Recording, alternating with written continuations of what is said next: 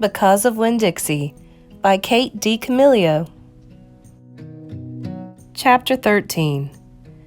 Me and Winn-Dixie got into a daily routine where we would leave the trailer early in the morning and get down to Gertrude's Pets in time to hear Otis play his guitar music for the animals. Sometimes Sweetie Pie snuck in for the concert too. She sat on the floor and wrapped her arms around Winn-Dixie and rocked him back and forth like he was a big old teddy bear. And then when the music was over, she would walk around trying to pick out which pet she wanted. But she always gave up and went home, because the only thing she really wanted was a dog like Winn-Dixie. After she was gone, I would sweep and clean up and even arrange some of Otis's shelves, because he did not have an eye for arranging things like I did. And when I was done, Otis would write down my time in a notebook that he had marked on the outside, 1 red leather collar, 1 red leather leash. And the whole time, he did not in any way ever act like a criminal. After working at Gertrude's Pets, me and Winn-Dixie would go over to the Herman W. Block Memorial Library and talk to Miss Franny Block and listen to her tell us a story. But my favorite place to be that summer was in Gloria Dump's yard. And I figured it was Winn-Dixie's favorite place to be too, because when we got to the last block before her house, Winn-Dixie would break away from my bike and start to run for all he was worth, heading for Gloria Dump's backyard and his spoonful of peanut butter. Sometimes Dunlap and Stevie Dewberry would follow me. They would holler, "There goes the preacher's daughter, visiting the witch." "She's not a witch," I told them.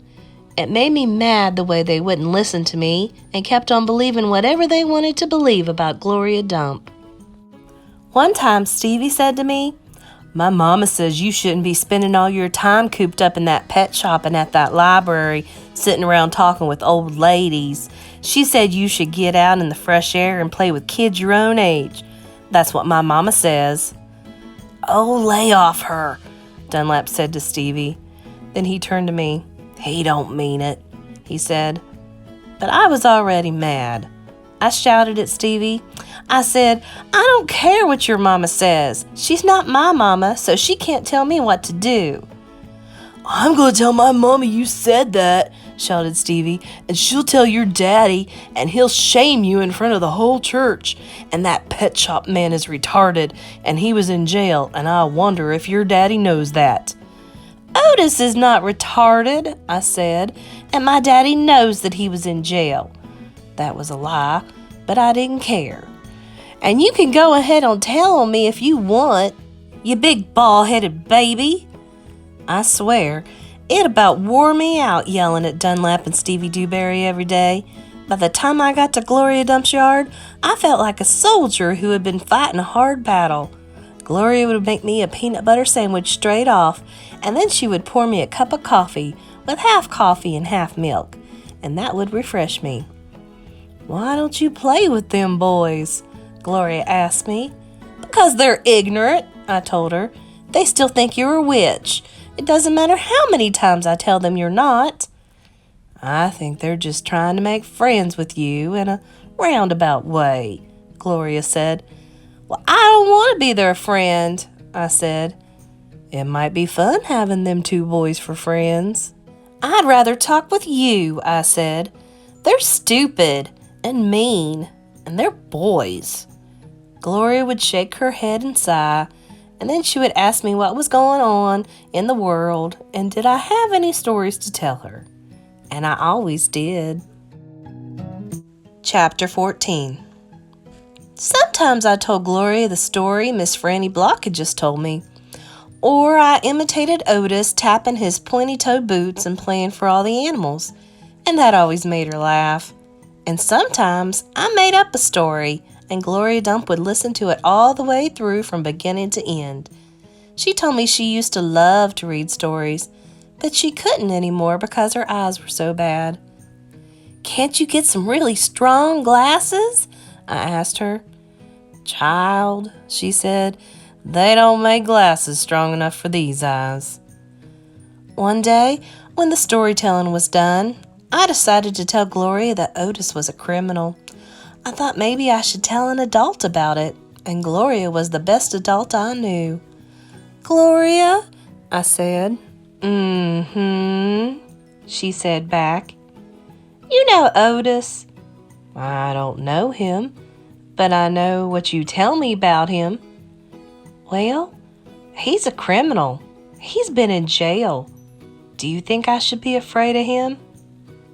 "What for?" "I don't know. For bad things, I guess. For being in jail." "Child," said Gloria, "let me show you something."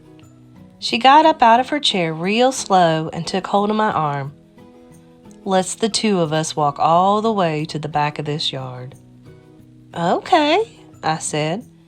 We walked, and Winn-Dixie followed right behind us. It was a huge yard, and I had never been all the way back in. When we got to a big old tree, we stopped. "Look at this tree," Gloria said. I looked up. There were bottles hanging from just about every branch.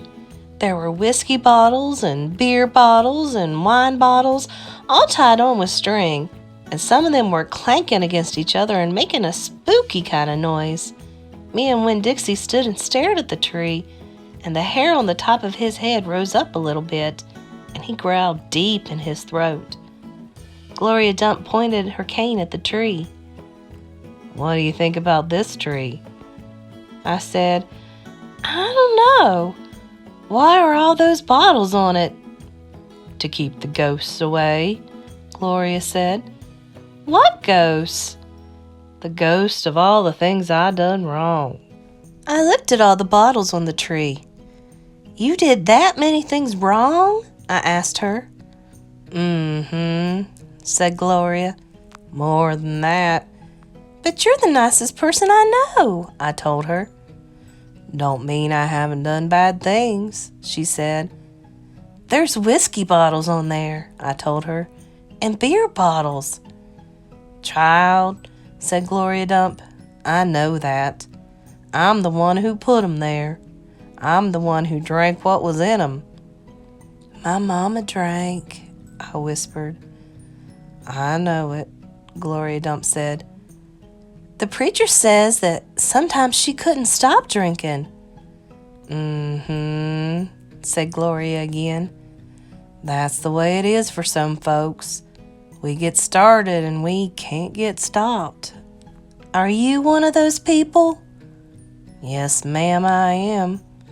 But these days, I don't drink nothing stronger than coffee." "Did the whiskey and beer and wine, did they make you do the bad things that are ghosts now?" "Some of them," said Gloria Dump. "Some of them I would have done anyway, with alcohol or without it, before I learned." "Learn what?" "Learned what is the most important thing." "What's that?" I asked her. "It's different for everyone," she said. "You find out on your own. But in the meantime, you got to remember, you can't always judge people by the things they done. You got to judge them by what they are doing now. You judge Otis by the pretty music he plays and how kind he is to them animals, because that's all you know about him right now. All right?"